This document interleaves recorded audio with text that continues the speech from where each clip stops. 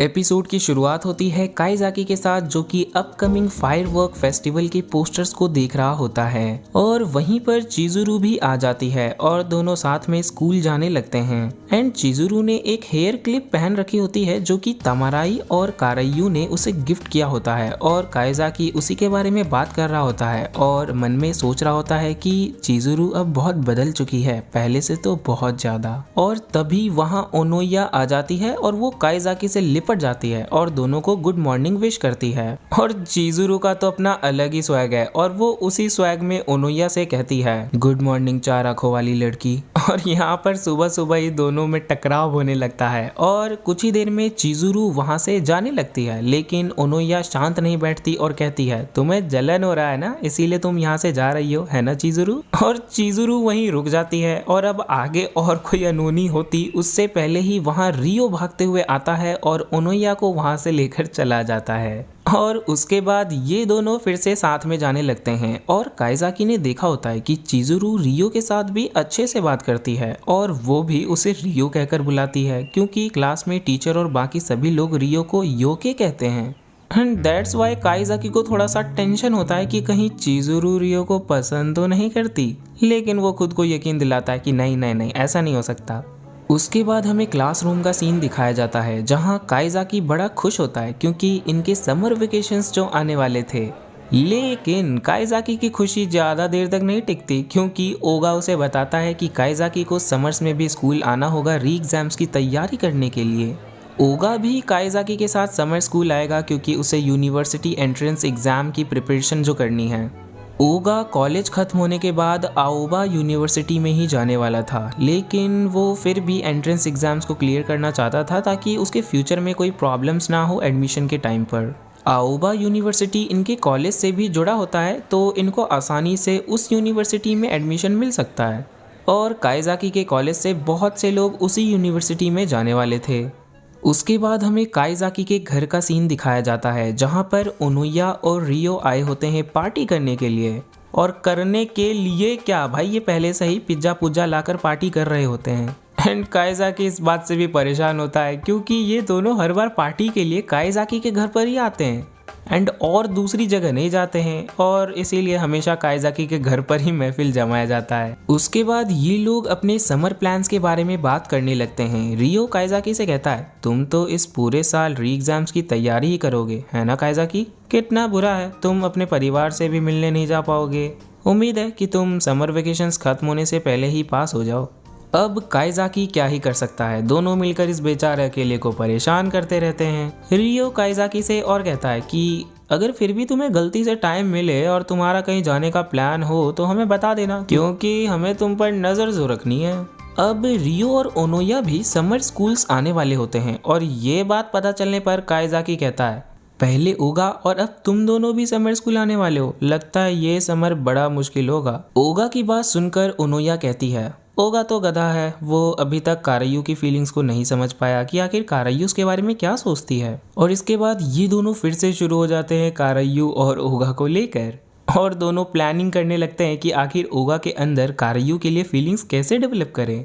और इस बार इन दोनों के साथ रियो भी ओगा और कारायू के बारे में बात करने लगता है, तो ये दोनों अपना अलग अलग ही खुसर फुसर करने लगते हैं कि कहीं रियो का भी तो किसी के साथ चक्कर वक्कर नहीं चल रहा, क्योंकि आज से पहले तो इसने हमारा कभी भी साथ नहीं दिया, अचानक से इसे क्या हो गया। लेकिन रियो दोनों से कहता है शांत बैठो पेक करो, ऐसा कुछ भी नहीं है। उसके बाद रियो काइजाकी से कहता है ओगा और कारायू का तो फिर भी ठीक है, लेकिन तुम्हारा क्या, तुम्हारी भी तो कोई गर्लफ्रेंड नहीं है। तो काइजाकी कहता है हाँ नहीं है, तो इसमें क्या। तो रियो कहता है नहीं है क्योंकि तुम चाहकर भी नहीं बना सकते, क्योंकि तुम एक इल्यूजन हो काइजाकी, तुम्हारे पास 1 साल की लिमिटेड जिंदगी है, 1 साल बाद तुम्हें कोई याद नहीं रखने वाला। तो काइजाकी थोड़ा सा उदास होते हुए कहता है हाँ मुझे पता है, तुम मुझे बार बार याद मत दिलाया करो। और ये सीन यहीं पर कट हो जाता है। उसके बाद हम अगले दिन स्कूल में देखते हैं जहां ओगा और काइजाकी साथ में लंच कर रहे होते हैं और यहीं पर काइजाकी पिछली रात के बातों को याद करके ओगा से पूछता है क्या तुम्हारी कोई गर्लफ्रेंड नहीं है।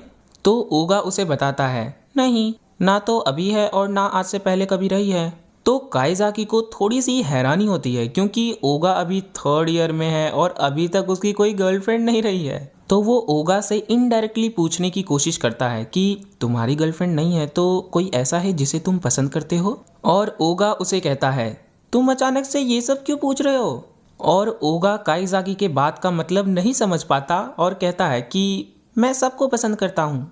और ये सुनकर काइजाकी उस पर भड़क जाता है कि ओगा पागल कहीं के, तुम्हें मेरी बात समझ क्यों नहीं आ रही है। मैं यहाँ सीधे सीधे प्यार, रोमांस और लव की बात कर रहा हूँ, गधे कहीं के। काइजाकी ओगा के साथ अपना सिर पटक रहा होता है और कोने में बैठा रियो हंसे जा रहा होता है। थोड़ी देर बाद काइजाकी फिर से कोशिश करता है और ओगा से पूछता है मैं एक लड़की की बात कर रहा हूँ जिसके साथ तुम्हें अच्छा लगता हो, जिससे तुम अपनी सारी बातें शेयर करते हो, जो तुम्हें अच्छा फील कराती हो, तुम जिसके हाथ को पकड़ना चाहते हो। और जब काइजाकी ये सब बोल रहा था तो हर बात पर ओगा हाँ हाँ कहता जा रहा था और बार बार उसके मन में कारयू आ रही थी। और लास्ट में काइजाकी एक और क्वेश्चन पूछता है जिसे तुम किस कर सको, क्या ऐसी कोई लड़की नहीं है। और इस पर तो ओगा पूरा ही लाल हो जाता है और काइजाकी से कहता है नहीं यार, मैंने कभी किसी लड़की को इस नज़रिए से नहीं देखा। तो काइजाकी उसे समझाता है कि पढ़ाई ज़रूरी है लेकिन इसके साथ साथ प्यार भी। जब तुम्हें पता लगेगा कि तुम किसी से प्यार करते हो तब तुम अकेले सिंगल लड़के बचोगे।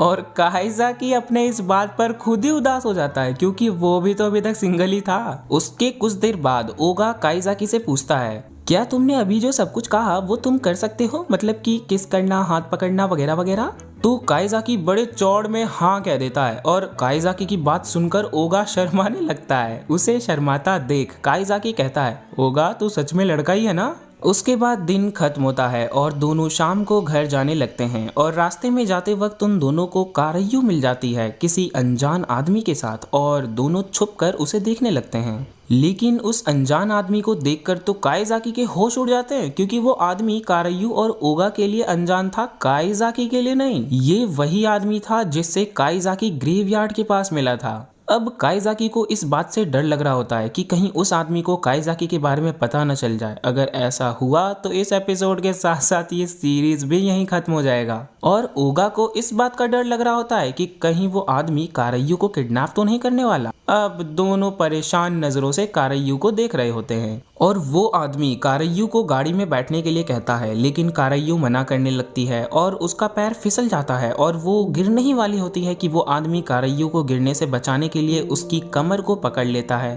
और ये सीन देखकर ओगा को कुछ कुछ होता है और भागकर वो उन दोनों के पास जाता है। एंड ओगा को ऐसा करता देख काइजाकी वहीं बैठ जाता है। फिर जब ओगा वहां जाता है तो उसे सारी बातें पता चलती है कि वो आदमी जो था ना वो कारयू को किडनैप नहीं कर रहा था। असल में कारयू की तबीयत थोड़ी सी खराब हो गई थी और वो आदमी वहीं से पास से गुजर रहा था तो कारयू की मदद करने के लिए वहां रुक गया। पहले तो वो एम्बुलेंस बुलाने वाला था लेकिन कारयू ने मना कर दिया कि उसकी तबीयत उतनी भी ज्यादा खराब नहीं है। लेकिन वो आदमी कारयू को ऐसे ही अकेले छोड़कर नहीं जाना चाहता था, इसीलिए वो उसे अपनी कार में बैठने के लिए कह रहा था ताकि वो कारयू को घर छोड़ सके। लेकिन क्योंकि अब वहां पर ओगा आ चुका था तो वो आदमी कारयू को ओगा के भरोसे छोड़कर निकल जाता है। लेकिन ओगा ने तो इस आदमी के बारे में कुछ गलत ही समझ लिया था और सारी बातें पता चलने पर बूढ़ा काइजाकी फिर उन्हें अकेला छोड़कर चला जाता है और ओगा को मैसेज कर देता है। फिर ओगा कारयू से कहता है कि चलो मैं तुम्हें घर छोड़ आता हूँ। और कारयू थोड़ी शर्मा के बल खा के कहती है शुक्रिया ओगा मेरी चिंता करने के लिए। और इस पर ओगा सिर्फ उसे घूरे जा रहा था। पूछने पर वो बताता है कि आज तुम और दिनों से कुछ ज्यादा ही भोली लग रही हो और यही बात मुझे हजम नहीं हो रही। ये सुन कारयू उसे पर्स से मारती है और फिर दोनों थोड़ी सी मस्ती मजाक करते हैं और दोनों घर के लिए रवाना हो जाते हैं। और रास्ते में ओगा कारयू के हाथ को देख रहा होता है एंड उसके बाद सीधे हमें ओगा के घर का सीन दिखाया जाता है जहां वो अपने हाथ को देख रहा था और काइजाकी के बातों को याद कर रहा था।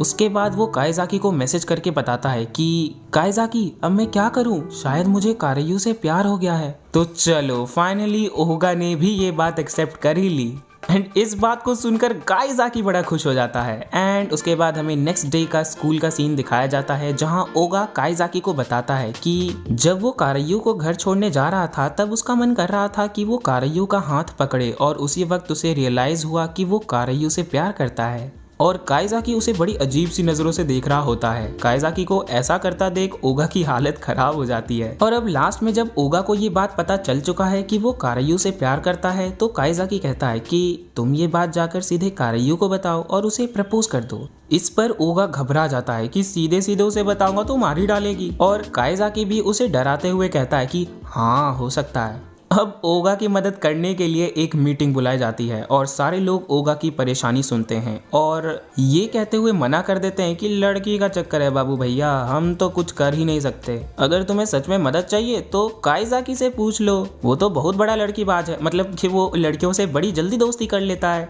और इस बात पर ओगा भी अग्री होता है। और चिजुरू काइजाकी को बड़ी शक भरी नजरों से देखती है और कहती है, काइजाकी तुम लड़कियों से इतनी आसानी से कैसे बात कर लेते हो, कहीं तुम बड़े तो नहीं हो गए हो। काइजाकी उसे देखकर डर जाता है और कहता है, नहीं नहीं ऐसी कोई बात नहीं है चिजुरू, तुम गलत समझ रही हो।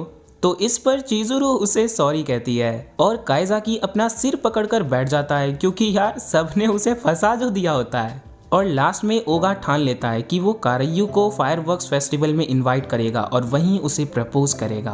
और बस यहीं पर ये एपिसोड भी खत्म हो जाता है। एंड नेक्स्ट एपिसोड काफी ज्यादा धमाकेदार होने वाला है क्योंकि ये इस सीजन का आखिरी एपिसोड होगा। एंड इसके बाद कुछ ओवास है वो भी हम एक्सप्लेन करेंगे, बट रियल लाइफ सीजन 1 का ये आखिरी एपिसोड होने वाला है और आपको बहुत ज़्यादा मज़ा आने वाला है। तो अगर आपको आगे की स्टोरी नहीं पता तो आपको नेक्स्ट एपिसोड देखने में इतना मज़ा आएगा क्या बताऊं। यदि आपने बेल आइकन प्रेस करके नोटिफिकेशंस ऑन नहीं कर रखे तो कर लो भैया, ताकि आपको नेक्स्ट वीडियो की नोटिफिकेशन मिल जाए। तो चलो मिलते हैं नेक्स्ट एपिसोड में।